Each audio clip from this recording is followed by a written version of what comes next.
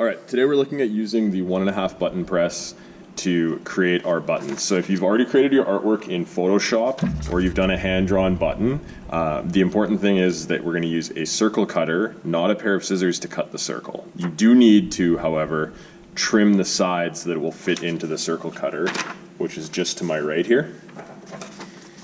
So I'm going to just trim my page so it is narrower than the circle cutter.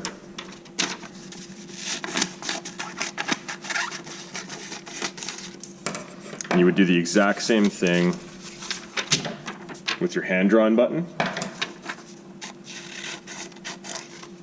so that it fits in.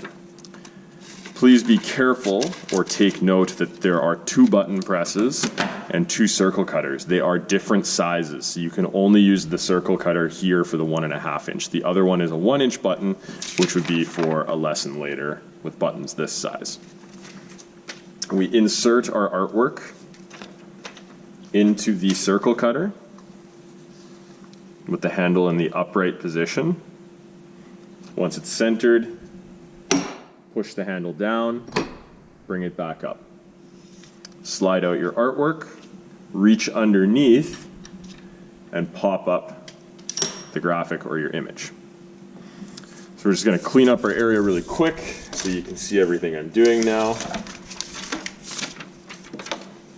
You're going to need a few parts. Now, if you forget when you come over to the button press, right above where all the buttons are stored here, there's actually a picture with all the parts. So we're going to need a 1.5 inch pin back.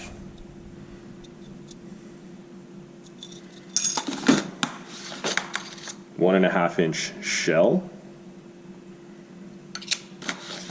And a 1.5 inch piece of Mylar. Now be careful which piece you take. There are 2 different sizes. So let's see if you guys can see that there. It caught the light. So you can see that's my Mylar or clear acetate. I'm going to lay these out in the order that they go in. So it's going to go shell, then our graphic, then our Mylar. The pin back goes on the right hand side here. So it goes into this die. We'll put the pin back in first, and I've got a nice little trick for you. Is it goes sharp side up, but if you look at this wire going across the middle, this reminds a lot of people of a heartbeat. So if you see this, you're going to bring your button to life. If you have your button flipped the other way, it's going to flatline and die. So we want to make sure that we can see the heartbeat. Drop that in. Make sure that it's settled nice and flat into the die and the button press. We're going to come over and take our shell, sharp edge down,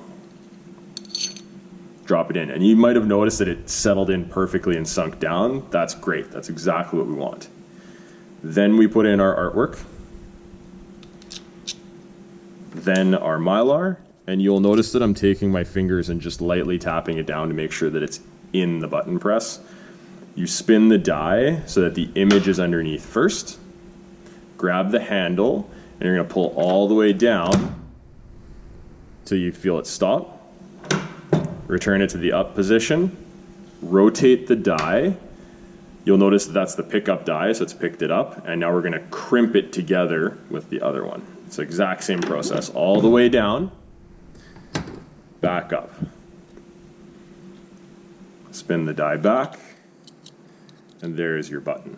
So if you were handing in a button, remember that your buttons should demonstrate color theory, have an element of design, and your name or initials on it somewhere. So this is an example of a hand-drawn button that I'm showing you here. So we've got the yellow and purple, blue and orange, plus the use of line. So that would be an example. Your other buttons you can just take home right away.